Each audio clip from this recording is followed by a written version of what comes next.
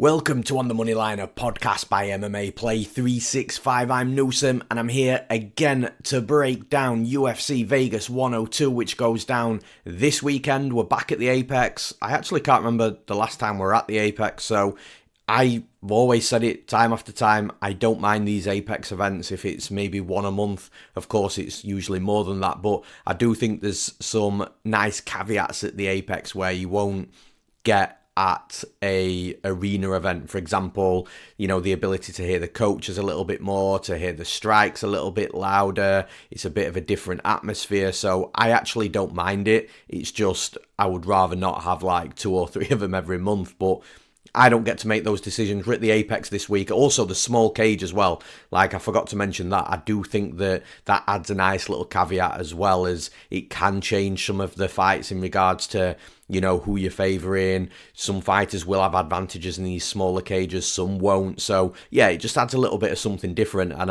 I'm glad that we're back at the Apex this weekend. I think it's going to make a nice change from a couple of the arena events that we've been to lately. And all in all, from a name perspective, it's not that big of a card. But again, as I always say, and I've said it for years and years and years, it's these types of cards that will surprise you. But also from a matchmaking perspective, there's actually some really interesting matchups as well. And lastly, in regards to these types of cards, it's these types of cards that make the fighters that the average household hears of in a couple of years' time as well. So, with these smaller cards, you'll be watching some fighters that, are at the beginning of the UFC career that we'll see at the top of the UFC divisions in years to come. So, yeah, there's going to be some fighters that you probably haven't heard of or maybe not know so much about, but of course that's why I'm here, to break the card down from the research and the analysis that I've put in. But just before we get into those breakdowns, as always, if you're wanting to jump into the action this weekend, then you can do so at MMA Play 365. We've got something for every type of gambler, whether you're a long-term gambler, a fun gambler. Maybe your decision is the final decision that you make in regards to fighters that you pick and choose to win, but you just want to jump on to our section where there's written breakdowns, where we'll explain who we're betting on, why we're betting against somebody. Maybe that influences your final decision. Maybe it turns a fight into a pass. Maybe you completely disagree with it, but you just want that additional input before you make your decision. Then we've got a long-term gambler section for you as well. And of course, all of our packages come with Base AI, our UFC prediction software that gives you a percentage prediction of every possible outcome of every UFC fight at every UFC event. And that's all at MMAplay365.com. And with the intro out the way, with the promotion out the way, let's get down to breaking some fights. And we start, as always, as we always do, in the main event. We've got a 5-round middleweight main event between Cannonier and Gregory Rodrigues. Now, I'm glad Gregory Rodrigues is getting this shot up in a main event spot, 5 rounds. He's a fighter that's definitely paid his dues in the UFC. He came in with actually not too much hype behind him, and I'm not sure whether many people, maybe including the UFC, really knew where his ceiling was and probably didn't expect him to be in this type of position in a few years' time. But of course, fast forward those few years' time, and he's absolutely in this position against a fighter in Cannonier who's been at the top of the division for a while now. He's had championship fights as well. So Gregory Rodrigues is getting that, not only a step up in competition, but a step up in type of fight as well. Like I said, with it being a main event, 5 rounds. And I really like Rodrigues' style. He's a fighter that, to be honest with you, I've not really had too much bank on him in regards to his previous fights. I've won a couple of bets on him. I've lost a couple of bets betting against him, which is the reason, of course, why he's in this position, because he's just kept winning. But he's a fighter that, again, he's just really tricky to deal with. He's huge for the division. He's 6'3". He's got a massive reach, but he's also built like a brick shithouse as well. Like, the dude is just physical, defined. He's got power. And in regards to his style, he's got a Brazilian jiu-jitsu background. So he's a legitimate BJJ black belt. He's got wrestling to go with that as well. And then over the years, he's been working on his striking to the point where his boxing is just really, well, it's just really sound. Like, it's technically sound boxing. He does the fundamentals of boxing extremely well. He's defensive in regards to his striking as well. So Yeah, he has been chin checked a couple of times, but, that's not for a lack of, coming in with your hands down and looking to just swing big with, being defensively reckless. Like, that's just him being caught as fighters can be caught in the sport. But in regards to his overall boxing game, it's slick. And this fight with Jared Cannonier is going to be an interesting one because Cannonier, although he has been taken down a couple of times in previous fights, he's notoriously been very difficult in this division to take down. And if you do take him down, he can normally pop right back up to his feet. So he's not a fighter that will, A, get taken down too many times, and B, if you do take him down, he's not a fighter that's going to get pinned on his back for long periods of time either. And we've got a decent sample size to prove that. So when it comes to Gregory Rodrigues, I actually think, although Rodrigues hit 4 takedowns in his last fight against Christian Leroy Duncan, I do think Rodrigues, prior to that fight, had a lack of an offensive takedown game. So he would get his opponents down every now and again, but because he's a good wrestler and his primary skill set is within the grappling, you would think he would go to his takedowns a little bit more, but he doesn't usually. Like I say, he did quite a lot on his last fight, but maybe that was just,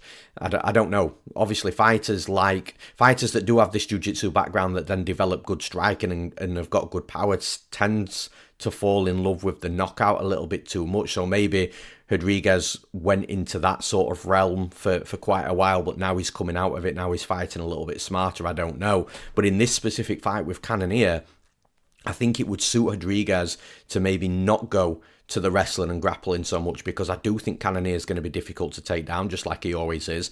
And I do think Cannonier is going to be difficult to keep down if Rodrigues does get him down, even though Rodrigues is a really good topside grappler himself. So I actually think that the fact that Rodrigues has got really good boxing and has developed that over the years is going to help him. And it helps for these types of fights specifically, because outside of the top 5 and the top 10, if you've got great wrestling and great grappling, that's perfectly fine. That's gonna serve you well. But it's not until you get to the cream of the crop in the division where you actually need a well-rounded skill set, because you're gonna fight fighters like Cannonier that are difficult to take down and keep down, and therefore you need to be able to be competitive at the top level, at the highest level, with the other additional skill set, which in this case is the striking and the boxing. So that's from Rodrigues' side. Jared Cannonier on the other side, his striking's good as well. He's got power in his hands. He's got volume. He's fought 5 rounds multiple times. And this is another real talking point as well, because Rodrigues hasn't fought 5 rounds in the UFC. And I'm not sure what his cardio is going to be like over a full 5, because he's had fights in the past where he has started to tire halfway through round 2. He has been tired in round 3. But we've seen other fights where he's been fine over 3 rounds. So it ultimately comes down to, in my opinion, what type of fight Rodrigues is fighting. And I do think that the wrestling and grappling plays a massive part in that, because that's real. The wrestling, especially the wrestling, is very taxing on the cardio. So if Rodrigues is wrestling too heavily in his fights, then he is going to slow down. But if he's not, I think he could box potentially for a full 5 rounds and be absolutely fine. And this is where it comes back to the stylistic matchup. Maybe he attempts a couple of takedowns in the first round and thinks, look, this just isn't for me. Or he gets a couple of takedowns, Cannonier gets back up and he thinks, right, okay, I'm not going to be successful there. And then he stops going with the takedowns and continues to box for the rest of the fight. I think that would be the smart approach. If Rodrigues is over wrestling and grappling for 2 rounds, maybe 2.5 rounds here, I think he's going to severely struggle in rounds 4 and 5 should it go there against somebody like Cannonier, who's very experienced and has still got high volume going into the later rounds in these 5-round fights. So I think it's going to be interesting to see how Rodrigues fights, to how his cardio holds up. But I'm not going to lie, I like Rodrigues in this spot. I'm a little bit annoyed that the betting market has got it pretty bang on. It's going to be interesting to see where the line moves, because as we've currently got Rodrigues at around -190, -200, I think in and around that region is where the line should be. So I'm not seeing too much value. But if money comes in on Cannonier, which I do expect it to throughout fight week, and Rodrigues comes into this fight -150, -160, or maybe even lower, if it went that far, I'm not sure it'll go that far, but at around -150, -160, I'd be a little bit more interested in Rodrigues. But from a straight pick perspective, I think Rodrigues is going to have a difficult time wrestling and grappling here, but that's going to suit him. Once he gets his boxing going, he's going to be bigger, he's going to be taller, longer, rangier. I actually think that the power he's got a good chance of knocking Cannonier out, but I think Cannonier's got a good chance of knocking Rodrigues out, and I think that's where Cannonier's best path to victory is, to get in these striking exchanges, land something and knock Rodrigues out. But then when you come down to the age as well, like Rodrigues is 32 years old, although he doesn't look it in my opinion, but he's in his prime, whereas Cannonier is 40. Now, Cannonier is still operating at a fighter that is probably closer to, the early to mid-30s. So, again, age is just a number. But at some point, the age does become relevant. He's on a 2-fight losing streak, granted to 2 top fighters. So, again, you can't really put too much stock into that. But it just begs the question, is the age starting to catch up with Cannonier a little bit? But all in all, I think Rodrigues is the younger fighter. He's the one that's upcoming, that's got the hype and the momentum on him. Bigger, taller, longer, rangier. I think he's more well-rounded. So if we are talking about Cannonier maybe declining a little bit, if he can get taken down and held down, then Rodrigues has absolutely got the advantage there as well. So again, I just think all things point to a Gregory Rodrigues win here. The only thing that does concern me is it is his first 5-round fight, which is why I think you would want a better betting line if you're gonna bet Rodrigues as a favourite. But I do think he's the rightful favourite. It's just the concerns over 5 rounds, whereas Cannonier, he doesn't have those level of concerns because we've seen him go 5 rounds so many times, 100 plus significant strikes landed multiple times, championship fight experience as well. I just think that's the little bit of the concerning side from Rodrigues. But all in all, I do think Rodrigues is in a good spot here to get a win. So for those reasons, I'm picking Gregory Rodrigues to win this fight. In the next fight, in the co-main event, we've got Kattar versus Youssef Zalal. Now, this is a fight where it's a clear let's find out where both fighters are at type of fight because, look, from Kattar's perspective, he's on a 3-fight losing streak, but a little bit like what I've just said with Jared Cannonier there, it's hard to put way too much stock into that 3-fight losing streak because Kattar's been at the top of the division for years, so he's losing to the very best fighters that are on offer in the division. So it's hard to really shit on Kattar from that perspective. Like, look at his last fight, for example, with Aljamain Sterling. He's a former UFC champion. Arnold Allen, massive prospect before that. So it's these types of fights where, yes, he's losing, and probably rightly so. He should be losing those fights because they are/were the better fighters. And then he's now taking a step down against Youssef Zalal.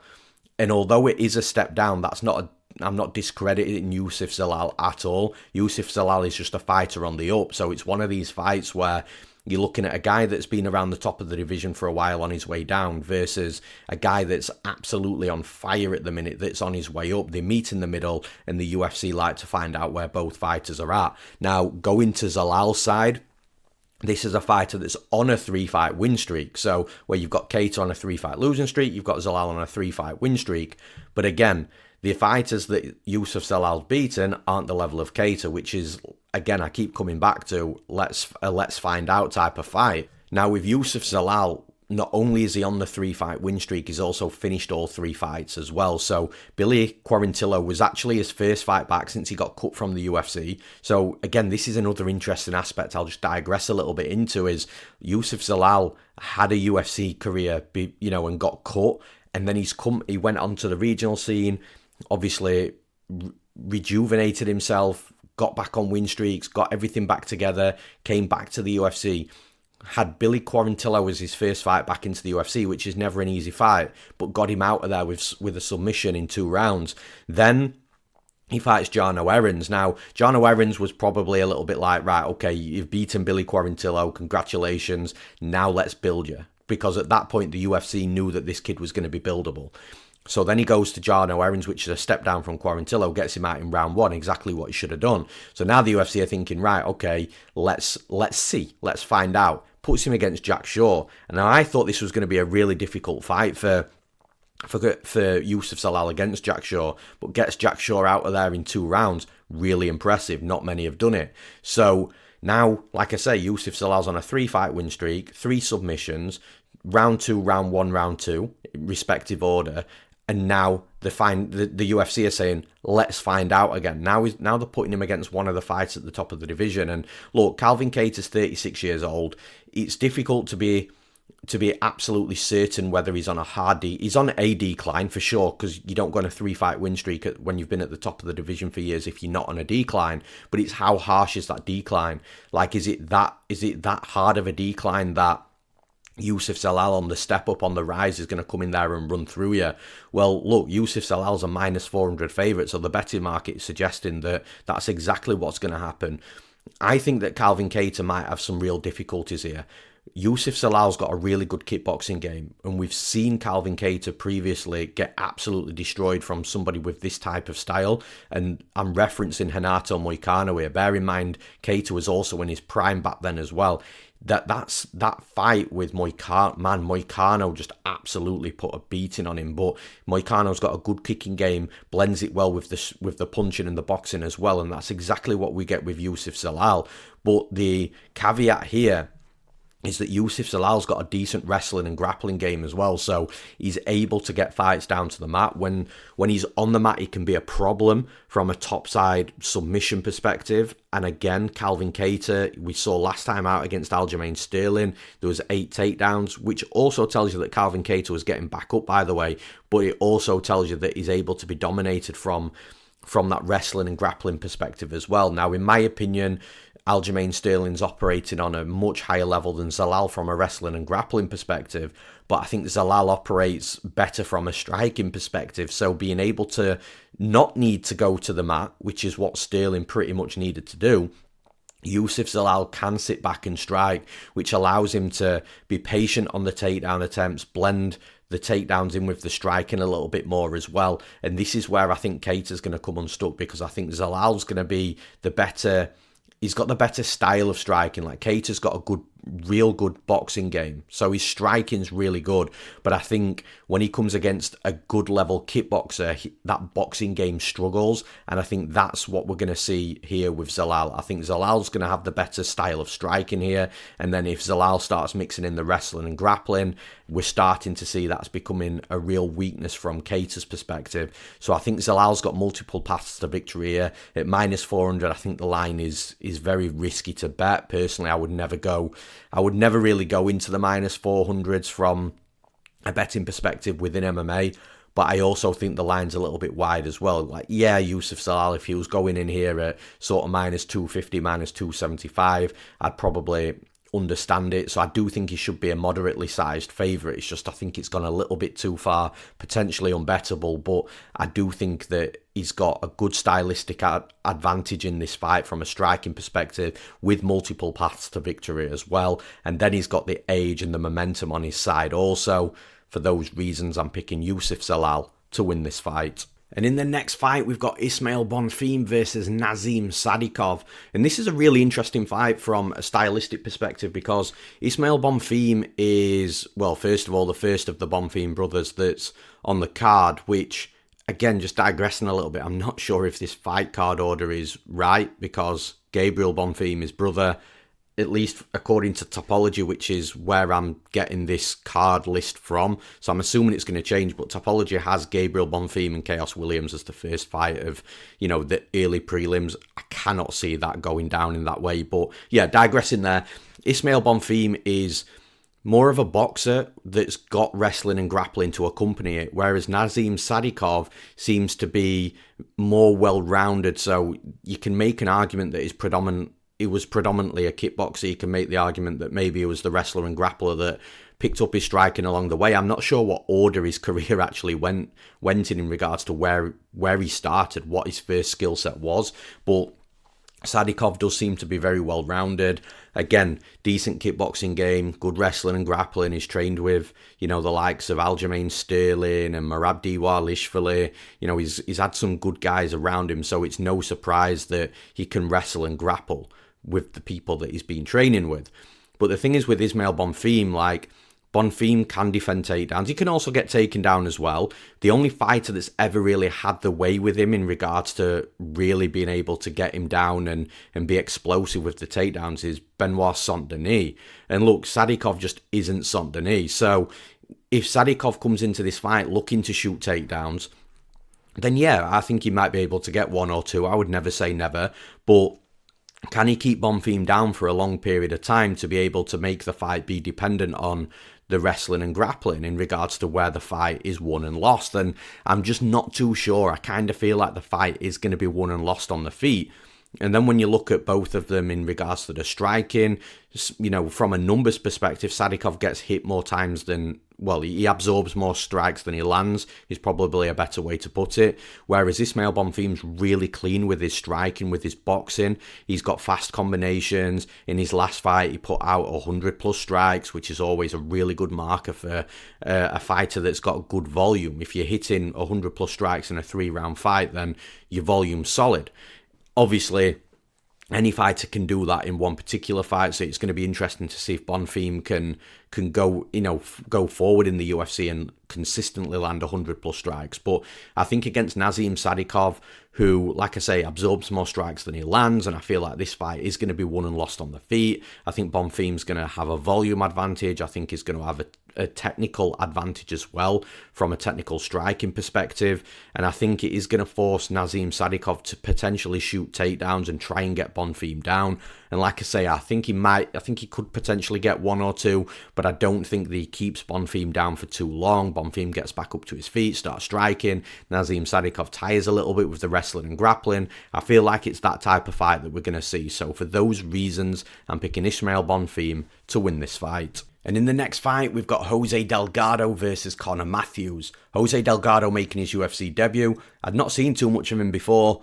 I watched tape on him. Man, I really like this kid. So I said the same thing last week with Quillan Salkilled, that I really like that kid, and look what happened there. 19-second KO. I'm not saying Delgado's going to hit a 19-second KO here, but I've got the same level of excitement, maybe even more with Jose Delgado. Like, he's been under Ben Henderson apparently for a long, long time. So as soon as I knew that he was fighting out of the MMA lab, instantly I took to really looking into him to investigate whether he is actually legit, because a lot of these fighters that come out of the MMA lab are absolutely top level, you know, really well-trained fighters.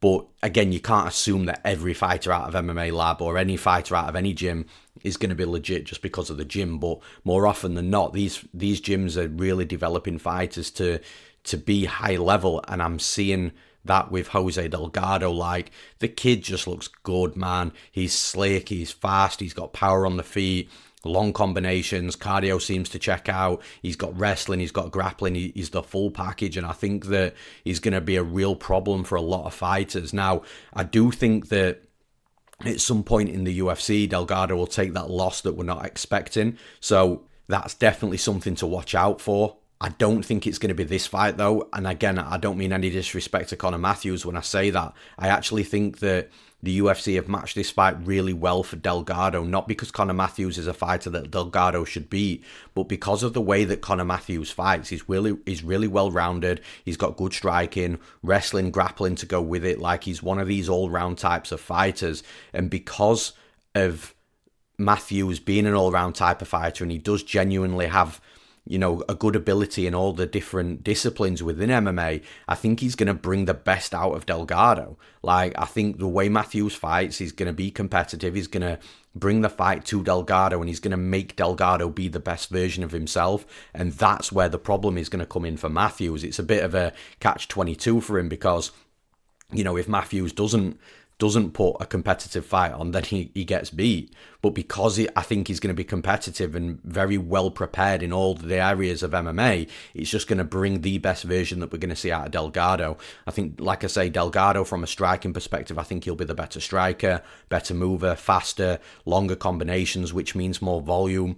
I think the power is going to be on his side as well. And then when it comes to the wrestling and grappling, I think that Delgado is going to be so prepared here. If it's Matthews that's the offensive wrestler, I think Delgado, again, a possibility of him getting taken down a couple of times, but I don't foresee this fight being a fight that's won and lost in the wrestling and grappling department, because On the flip side, if Delgado comes in with, a heavy wrestling and grappling game, I think he gets Matthews down. But again, is he going to do enough work on top with Matthews laid on his back for the fight to be won and lost in that wrestling and grappling department? I don't think so. I would like to think that Conor Matthews has got the ability to, if he is taken down, to get right back up. And then we're back in the striking realm where I think that Delgado's going to have massive advantages, not just from a skill set perspective, but from a physical perspective as well, and the physical traits, like I said, with the speed and the movement, the longer combinations. So yeah, for those reasons, I'm picking Jose Delgado to win this fight. And in the next fight, this is a really interesting fight as well. We've got Edmen Shahbazyan versus Dylan Budka.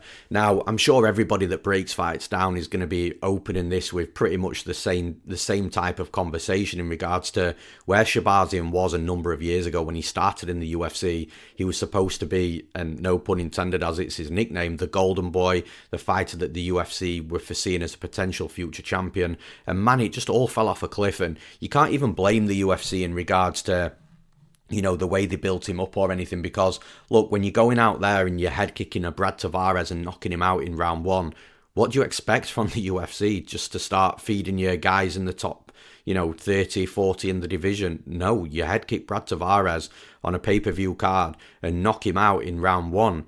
You're going up and you're fighting the best of the best, and that was where the downfall was for Shahbazyan. He got bested by Derek Brunson, Jack Hermansson and Nassourdine Imavov in the 3 subsequent fights. Now, I don't know whether I'm just giving Shahbazyan a pass here, but I kind of feel like it might be warranted maybe up until his last fight. Now, losing against Derek Brunson, Jack Hermansson, Nassourdine Imavov, and then the other losses, Anthony Hernandez, this era Anthony Hernandez, who seems to be on an absolute tear right now. Those 4 losses, those fighters are going to be the majority of the fighters in and around Shahbazyan's level all day, every day.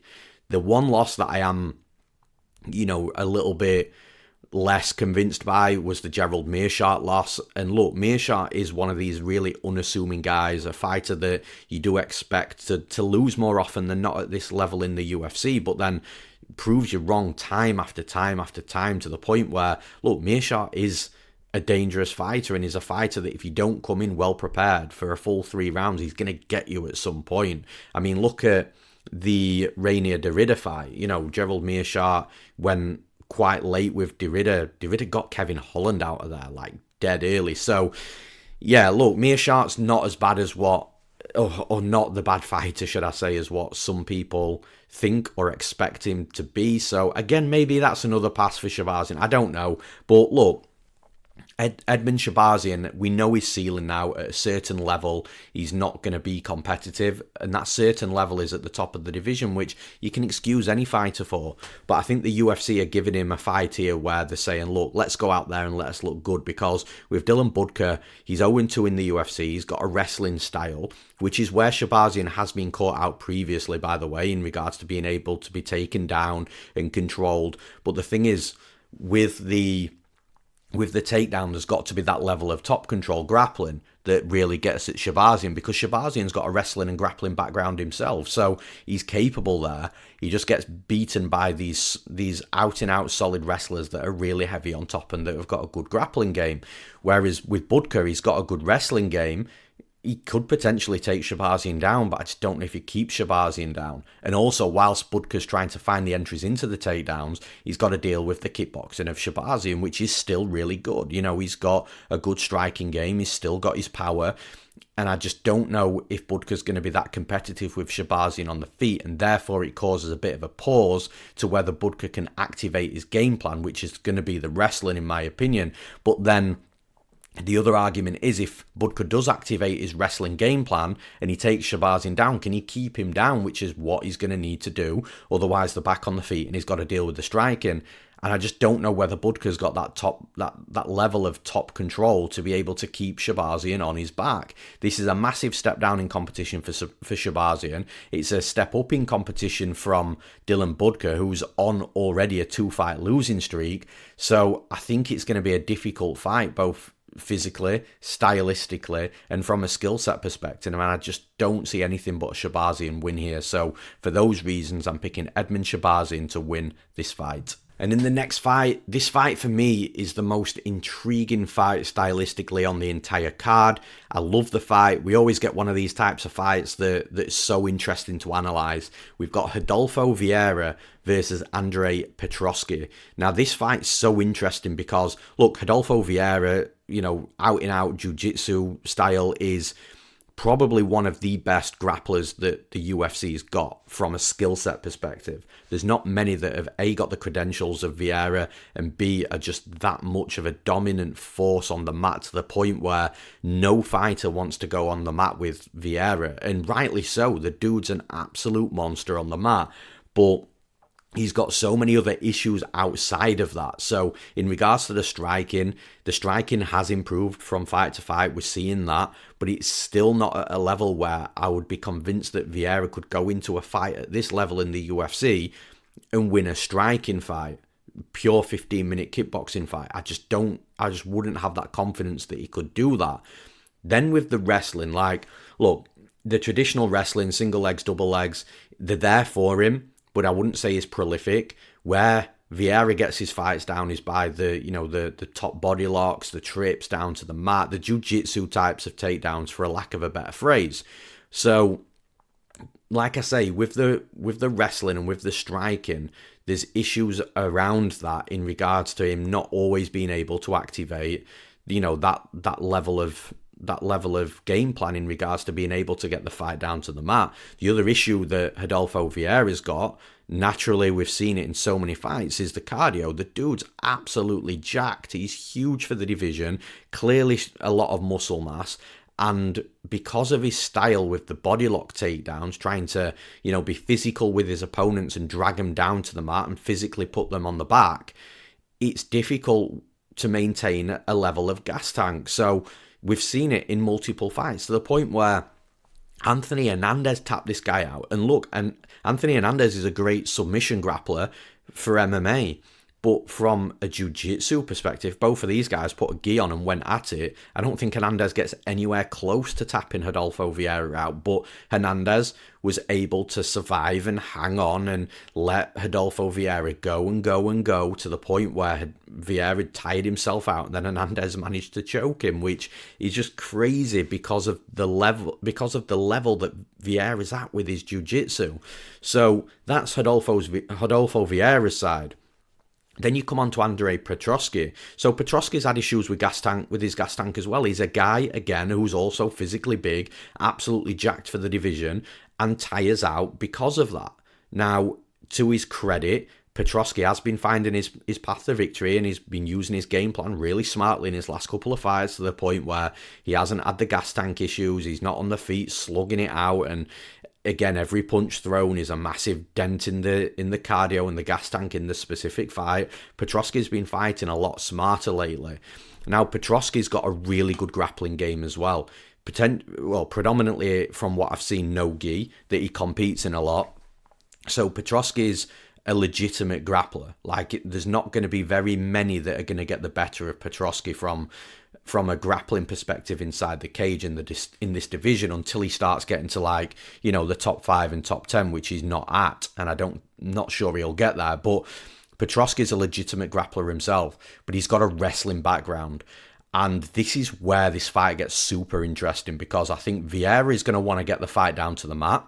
Because if it's a 15-minute kickboxing fight, even though Petroski's not the best striker either, I think Petroski's probably a better striker than Vieira, or at least more efficient. So, look, let's break this fight down into the multiple ways of how it could potentially play out. If this is a 15-minute kickboxing fight, I think Petroski wins the fight. I think he would get the better of Vieira in a 15-minute K1 fight with MMA gloves. I also think he hits harder as well, so he's got the finishing upside, and then potentially the technical upside as well, which might have an influence on volume. So I think that Petroski would win the 15-minute kickboxing fight. Now, if this fight is absolutely 15 minutes on the mat, man, it's tough, but I think Vieira would have the advantage on Petroski. But again, it's who's on top. Now, this is the thing. Whilst they're both fresh, I think if Petroski gets on top of Vieira, he gets swept.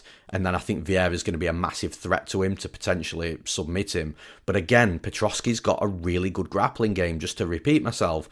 However, if this is a little bit later in the fight and maybe they're both a little bit tired, I think Petroski's got the better chance of being on top of Vieira. And if he is on top of Vieira, I don't think he's getting swept, because I don't think Vieira would have the cardio to do it. And Petroski, I don't think, would be that tired enough where he's letting another gassed out fighter sweep him. And Petroski's wrestling's going to be better.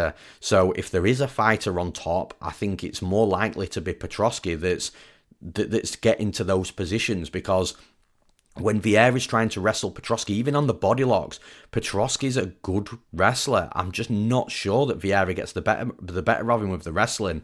So when it comes to actually making a prediction with this fight, like, it's so intriguing from a stylistic perspective, but I kind of have to feel that the wrestling's going to play a major factor in this fight, because if both fighters want the fight on the mat, the better wrestler's going to be the one that's on top more often than not, and that's Petroski. And then when you're looking at the striking, I think Petroski's the better striker. So even though Vieira's the better grappler, I just don't know how much of a factor or how many chances he's going to get in this fight to be the better grappler, because Petroski's the better wrestler. It's such an intriguing fight from a stylistic perspective when you're analysing it. Like, it's going to, I can't wait. Out of all these fights on the card, this is the fight that I can't wait to see how it plays out, because, like I say, the wrestling is going to be so key. Does Vieira continuously get a body lock and then quickly get onto the back and jump his back and drag him down that way? I think for Vieira to win this fight, he's either got to get him out early, because I do expect Vieira to be good early in this fight. So I think he's got to submit him early, and I think that might be a bit of a stretch because of how good Petroski is grappling. So therefore, if he doesn't get him out of there early, I think Vieira has got to manage his gas tank and be very clever with how he gets the fights down to the mat, because if he can have good cardio and be clever in regards to just hopping a back rather than using a lot of physical energy to get Petroski down to the mat, if he can do that for 2 rounds and clear 2 rounds and then gas out, I think he's fine. Because I'm not sure Petroski would finish him in the 3rd round. But I just don't know whether Vieira is going to be able to be either have the IQ to be that savvy, or whether Petroski will allow him to be that savvy. I think Petroski is going to make him work for the takedowns, and that's going to be the problem. I think Vieira will have a good round 1. I think Petroski will take over after that. So for those reasons, I'm picking Andrei Petroski to win this fight. And in the next fight, we've got Julia Avila versus Jacqueline Cavalcanti. Julia Avila has been a little bit inactive since she signed with the UFC. She's 3-2 with the UFC. She had a debut in 2019, and then she had 2 fights the year after that. So she took almost a year out between that 2019 fight and the 2020 fight. And then from the 2020 fight, the 2 fights in 2020. The last one in 2020 was almost a year again. And then she fought in 2021, and then she took 2 years out and then fought in 2023. And now it's coming up to almost 2 years again. So there's been a lot of inactivity with Julia Avila, and I'm not sure whether injuries played a part. I haven't really looked into the fight in that type of depth, but there's been inactivity. The 3 fights that she's won, Panikianzad, that was actually a really good win. And it was from that win where I think there was a lot of hype on Julia Avila. She's super aggressive, in your face. She will come forward. She'll take some shots to land the shots, but ultimately be really overwhelming and quite aggressive and powerful. Then she beat Gina Azani, knocked her out in round 1. The other win was Julia Stoliarenko that she submitted in round 3. So she obviously got past the round 1 armbar path to victory for Stoliarenko there. But ultimately, outside of the Panikianzad win, Gina Mazzani no longer with the UFC. I don't think Stoliarenko is no longer with the UFC. But then the 2 losses were Sijara Eubanks and Misha Tate. And it was Misha Tate's comeback fight, I believe that. I don't know if they're even with the UFC. So out of the 5 fights that she's had in the UFC, I believe maybe only Panikianzad is still with the UFC. Could be wrong with Misha Tate. But with Jacqueline Cavalcanti, Cavalcanti is a fighter that is on the up. She's 3-0 in the UFC. she's looking really convincing as well. So the opponents are in and around the level of Julia Avila as well. So this is leaning me towards the side of Cavalcanti. She's also 27, so she's a fighter that's not only on her way up, but she'll still be developing, she'll still be improving. She's looking good, putting out a ton of volume, and just really looking to be quite difficult to beat more than anything else. Whereas Julia Avila, all the layoffs between the fights, she's now 36 years old. So when she made her UFC debut, we're looking at, 6 years ago. So she made it within her prime at 30, and that's where she should have really been kicking on, but she hasn't. And like I say, time waits for nobody. And at 36 years old, you wonder what she's got left. And look, I think that she'll be competitive in moments in this fight, but if she's how she was before, and I don't think she's going to have to worry about too many takedowns here, where, of course, Miesha Tate took her down 4 times and completely dominated. That's not Cavalcanti's game. Cavalcanti will happily accept a striking fight. But I think the way Avila fights is going to play right into where Cavalcanti succeeds and does well. And what I mean by that is Avila, if she's coming forward, she's aggressive, she's looking to, land a ton of volume on Cavalcanti. I think Cavalcanti will be able to just be defensive and just pot shot her as she's coming in and just make it a very frustrating fight for Avila, just putting high numbers of volume together, just landing more punches or more strikes, shall I say, that she's absorbing. And just the longer this type of fight goes on, the hungrier Avila and the more desperate Avila is going to be to actually land on her. But as the desperation kicks in and the pressure kicks in and she knows she's falling behind with the fight, I think that Cavalcanti will just grow in that type of fight the longer the fight goes on. So what I'm seeing here is a fight that's potentially won and lost on the feet striking. I think Avila's going to be super aggressive, moving forwards, trying to get at Cavalcanti. I think the small cage actually helps Avila in this case, but I just don't think it helps her enough, because I think Cavalcanti is going to be the one that's, looking more technically sound, not in too much trouble, looking calmer, more composed, landing more strikes. And yeah, I think it's going to be that type of fight where we're probably going to see a decision, and it's going to be Cavalcanti that's just been cool, composed, relaxed, and just output more volume than Avila and just look better over the 3 rounds. So for those reasons, I'm picking Jacqueline Cavalcanti to win this fight. And in the next fight, we've got Vince Morales versus the newcomer Elijah Smith. Now, Elijah Smith is actually a son of those that do watch The Ultimate Fighter will definitely remember this guy, because he's been on twice, of Gilbert Smith. So Gilbert Smith was in his corner for the Contender Series fight, and he's definitely not a bad dad to have led your career for sure. And especially, now he's in the UFC, his dad's obviously done a really good job of directing that and getting Elijah Smith to where he needs to be. Now, I'm still a little bit unsure on Elijah Smith. I'm not going to lie. Like, he comes with a wrestling background. You can see this, he's a decent striker, but he still looks very raw and very green in what he does. And his fight on the Contender Series was so razor close, it could have gone either way. And yeah, I'm just not that convinced with him just yet. And again, the decision making plays a part, and experience comes with that, because from the Contender Series fight, you would have expected him to shoot a takedown more, try to get the fight down to the mat, but instead he preferred to stand there and brawl and put on a striking fight where, he wasn't getting the better of his opponent. So I do think there's definitely some question marks there with Elijah Smith, but on the other side with Vince Morales, I don't think it's a terrible matchup for him. Like, I will say Elijah Smith being like a minus 200 favourite at this point is something that absolutely doesn't interest me at all. But then, you look on the underdog side with Vince Morales, it's how much do you want to put your money on him and trust Vince Morales to get a win in the UFC? Because he's had 10 fights in the UFC, I believe potentially over 2 stints as well. He might have got cut, if I remember rightly, and then got re-signed. But unlike a Youssef Zalal, Vince Morales hasn't really capitalised on that and having his second chance in the UFC. All in all, he's had 10 fights in the UFC. He's only won 3 of them. The only fighters he's beaten was Ayman Zahabi, which at the time we thought, we was hyped and we thought, my God, that's a good win for Vince Morales. But then it turned out that Zahabi, sort of wasn't the fighter that we thought he was, but now he's developed into the fighter that he should have been all along. So what I'm basically saying there is Vince Morales fought Ayman Zahabi at a time where Zahabi were probably putting too much stock into him. Then Vince Morales beat Draco Rodrigues.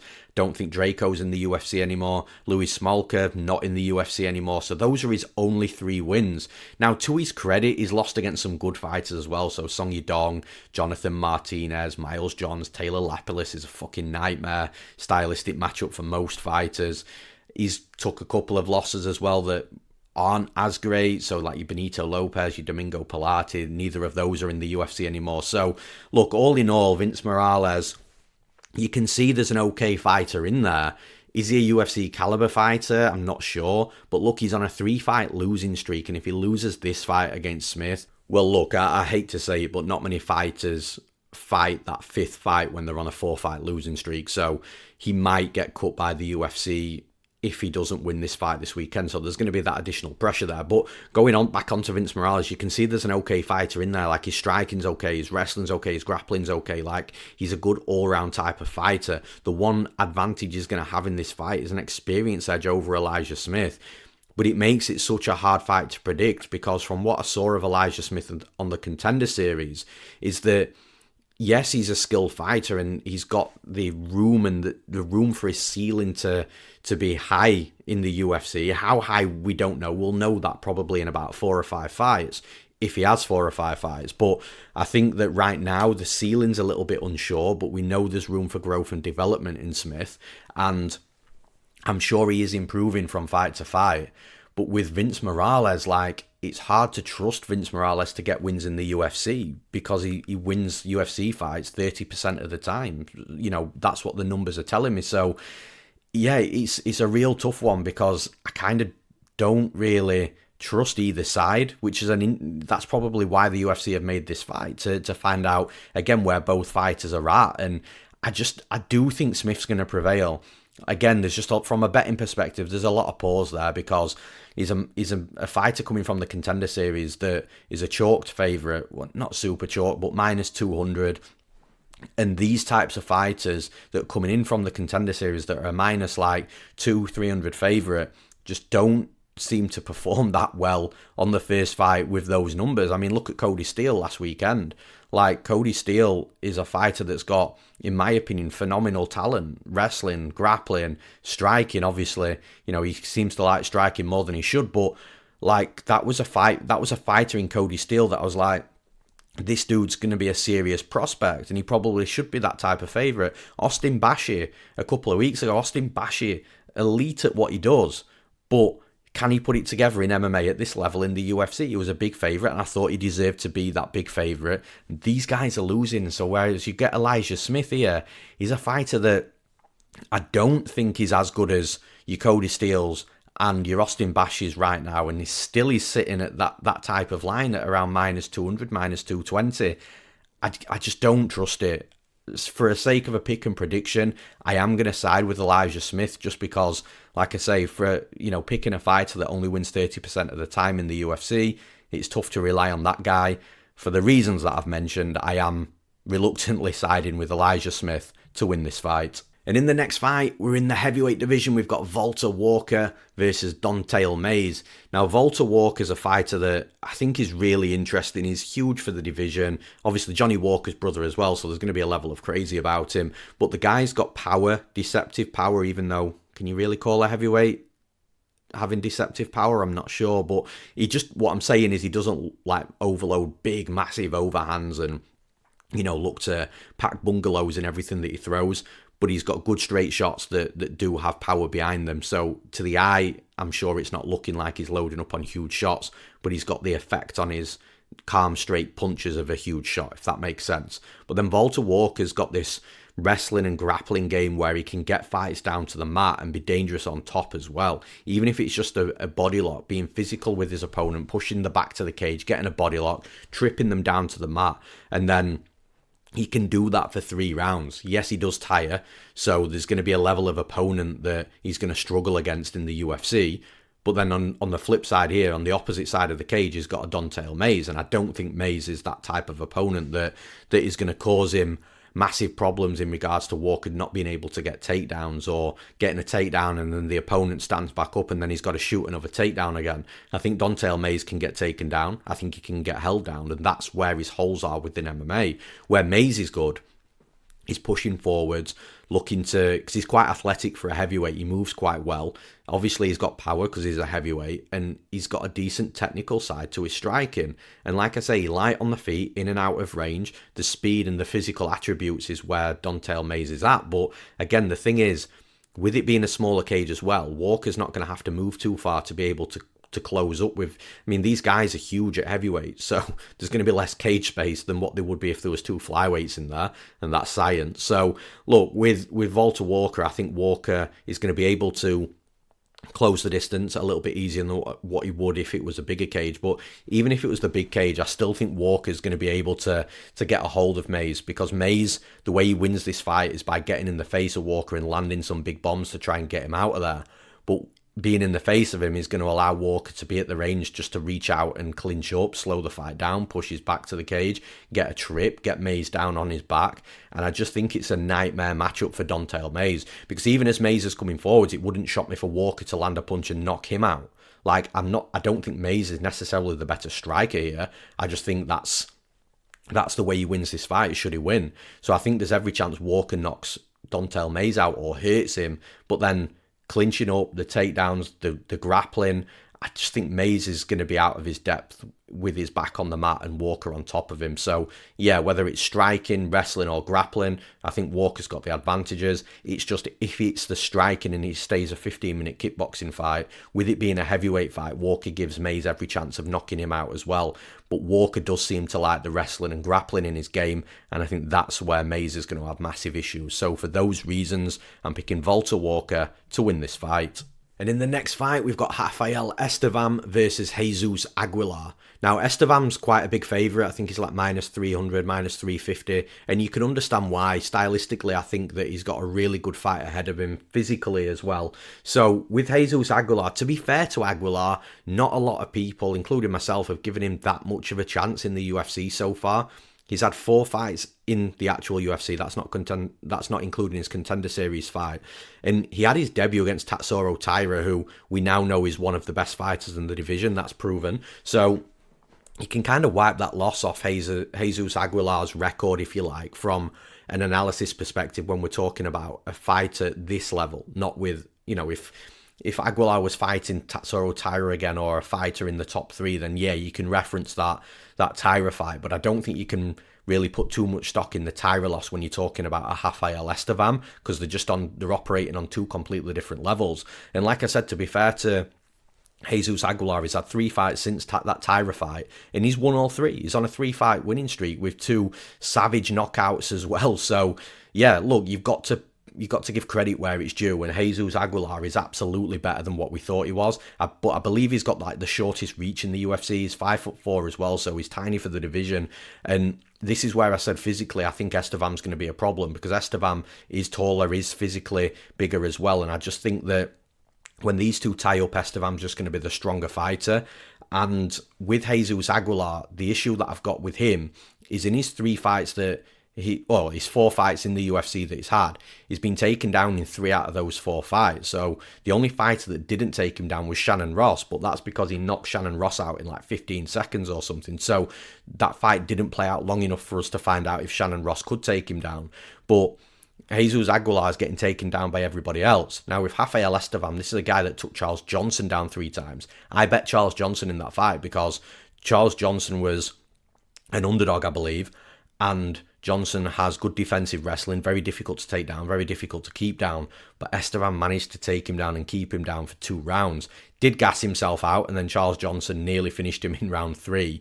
But Estevam, the point being is, if he's able to do that to a fighter like Charles Johnson in regards to being able to wrestle and grapple successfully, then I think he's absolutely going to do that to Jesus Aguilar, because with all respect to Jesus Aguilar, he's not the level of Charles Johnson, A, as a fighter, and B, as a wrestler and grappler, and C, defensively wrestling and grappling as well. So I think basically Rafael Estevam's going to have his way with Aguilar. He just has to be careful of that big punch coming at him, because Jesus Aguilar clearly does pack a missile in his punches. He's got power, it's been proven, and he's dangerous. But if Rafael Estevam stays out of the way of any of those big bombs coming at him, then I think he's just going to be able to tie up with Aguilar, take him down at will, and potentially get him out of there as well. If we do get to a third round, I don't expect Estevam to be as gassed as what he was against Charles Johnson, because Johnson did, to be fair, make him work for the takedowns, for the wrestling and the grappling, whereas I think Aguilar's not going to make him work as hard as what Johnson did. Therefore, the gas tank should hold up over 3 rounds, and I expect Estevam to be relatively dominant in this fight, unless, of course, he is caught with one of those big missiles from Aguilar. But again, it's a knockout chance, quite low percentage. I'm picking Rafael Estevam to win this fight. And in the next fight, we've got Angela Hill versus Ketlen Souza. So again, I think this is one of these fights that's just going to be super close. It's going to go to a decision, or very likely going to go to a decision. You know, there's never any certainties in this game. But yeah, very likely to go to a decision. I think it could potentially be one of those fights where, you know, it's super close with the volume. There's a little bit of wrestling and grappling mixed in from either side, and then potentially a split decision on the cards. The only other way that I see it not being a split decision is if Angela Hill has been, you know, used her experience and been savvy from a veteran perspective and just been able to, you know, to pull away from Souza in the rounds, which is leading me to the side of Angela Hill, because the bottom line here is, with the striking, look, of course, Souza's got power, but I just don't see Angela Hill getting caught with that power that Souza managed to land in a last fight and I won't say shock the world, but it was definitely like a shock performance. We didn't expect Souza to land what she did and win that last fight. But with Angela Hill, I think she's got more about her in regards to, you know, the level of experience that she's fought previously, the general experience she's got in the MMA in MMA and in the UFC at a high level as well. So this is what's leading me towards Angela Hill, because for Souza to win this fight, I think she's going to have to win it on a potential split decision where the fight's so razor close you don't know which way it's going to go. Whereas with Angela Hill, not only could she win that split decision on a razor close fight that you don't know which way it's going to go, but I also think there's a world where Angela Hill does 30-27 Souza and just makes it comfortable, lands what she needs to land, stays out the way of danger, and just does what she wants to do inside the cage, and just make those rounds, even though they're going to be close and competitive, just make those rounds have a definitive edge for her.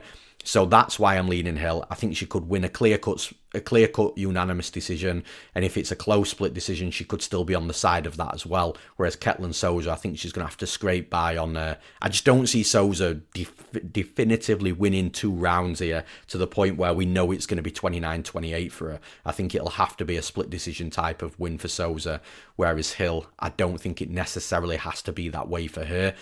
Hill, from a striking perspective, is as good as any. She can wrestle and grapple as well, and so can Ketlen Souza. Ketlen Souza's quite well-rounded also, which is why, again, I'm expecting the close and competitive rounds.